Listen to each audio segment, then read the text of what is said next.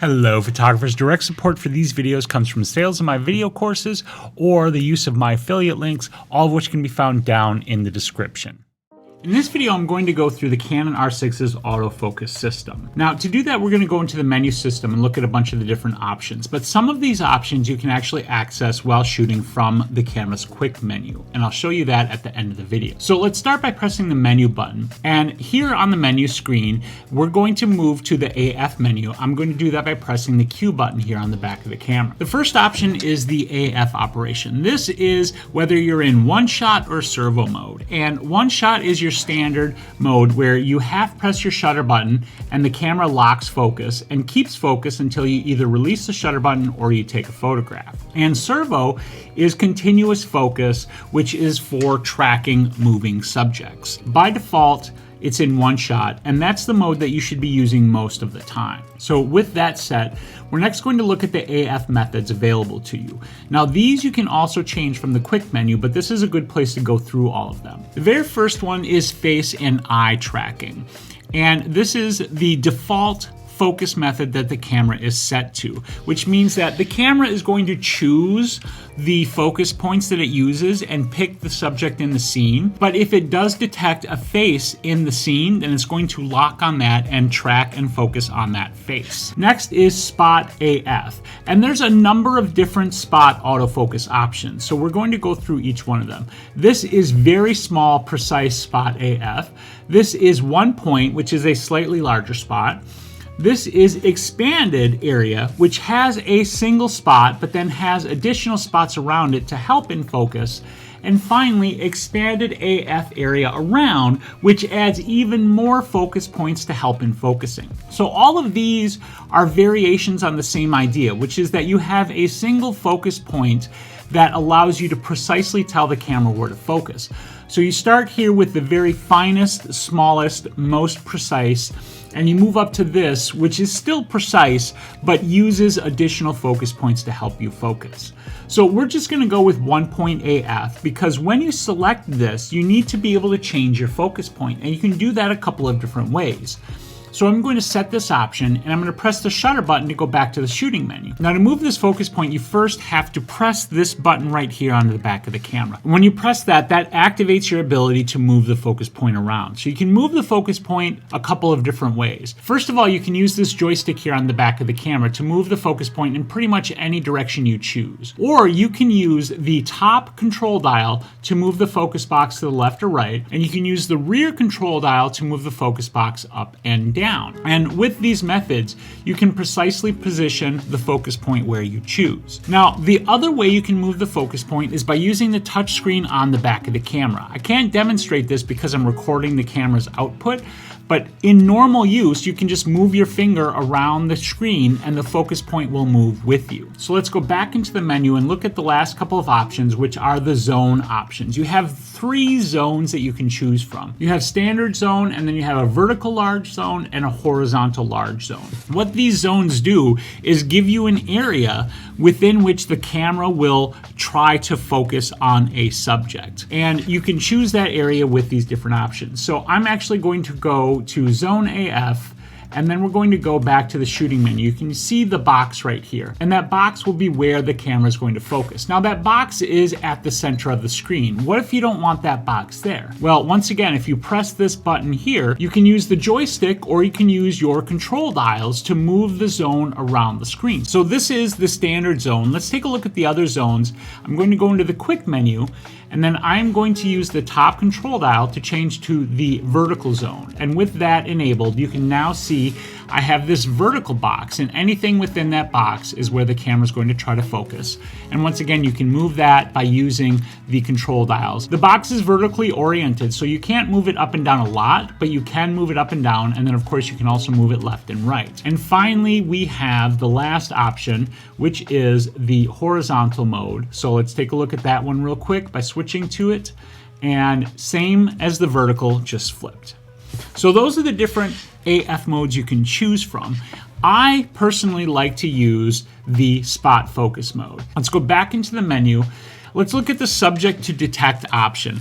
This is for when you're using the eye autofocus option. And if you go in here, you can see that you have people, animals, or no priority. It's pretty self-explanatory. If you shoot people, leave it on people. If you shoot a lot of animals, you can set it to animals, or you can turn it to no priority. I'm going to leave it set to people. Now, you can see that eye detection is currently disabled right now. We're going to go back to the autofocus method, and we're going to go back to the eye and face tracking, so that you can see here that eye detection is enabled by default.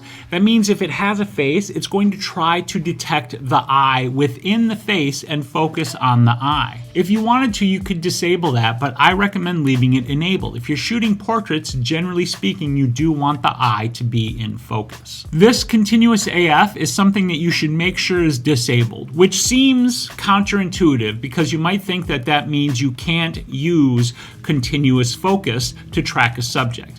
That's not what this function means. If this option is enabled, when the camera is on, it is going to attempt to focus, whether or not you're even trying to take a photograph.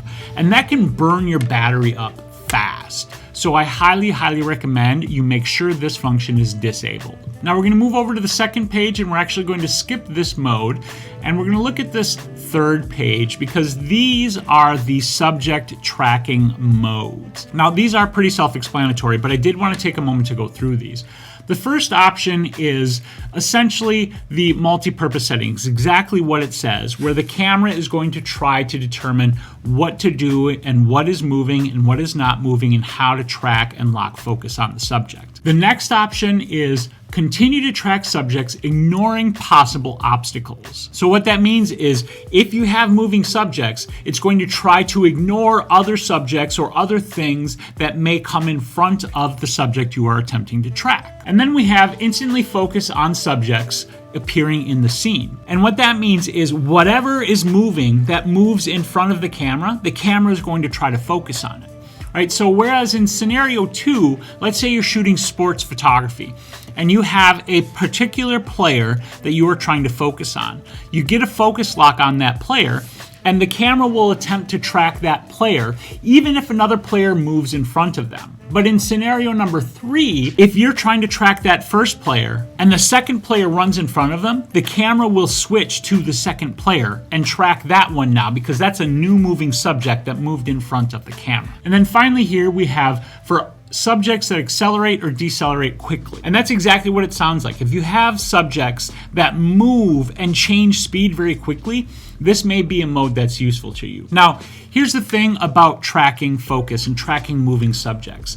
This is something that is continuously evolving, and cameras and camera manufacturers are constantly trying to improve how well cameras can track moving subjects. So what I recommend you do is test each of these different focus settings and find out which one of these works best for the type of action and sports photography that you might be shooting. The other thing I do want to mention here is that each one of these has a tracking sensitivity and an accelerating and decelerating tracking option, and you can fine tune these. If you press the rate button, you can then change the level of tracking and acceleration and deceleration sensitivity for any one of these particular options. And I'm not making recommendations as to how you should change these because, as I said, this is scenario dependent, but you can play with and tweak these settings if you want to try to fine tune how your subject tracking works with one of these scenarios. All right, so now we're going to move over to camera page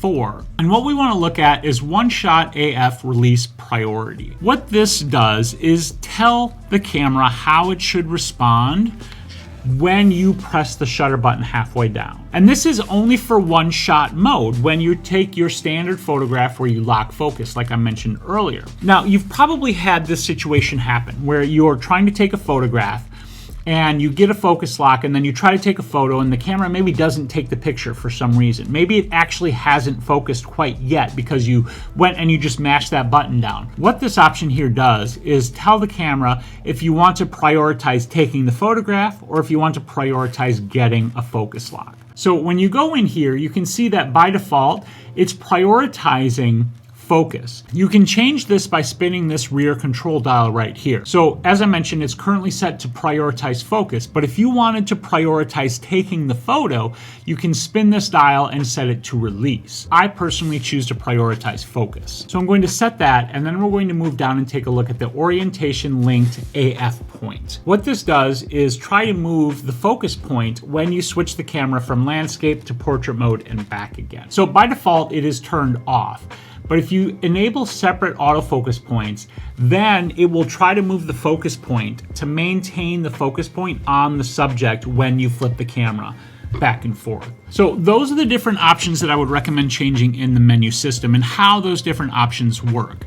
Now, as I mentioned at the beginning of the video, you can change a lot of this stuff from the quick menu on the fly, which is a great option to have. So to access your quick menu, on the back of the camera, you press this Q button, and that brings up the menu. You move through these menu options by spinning this rear control dial, and then you change the options by spinning the top control dial. So the top mode is your autofocus method, and I'm going to set it to spot AF. And then if I move the dial down, you can switch between single shot or servo/continuous focus. Now the last option I want to mention is the drive mode, which isn't focus system, but it's focus adjacent, because this determines whether you're going to be taking a single photo when you press the shutter button or a burst of photos. And just like the other ones, you can change that by using this top dial here. By default, it's set to single shot. You can choose one of the two high-speed continuous burst options or the low-speed continuous burst. And of course, there is also the self-timer here. So that's the Canon R6's focusing system. If you have questions, let me know down in the comments. If you want to do that YouTube bullshit to help me out, like, subscribe, whatever, that'd be great.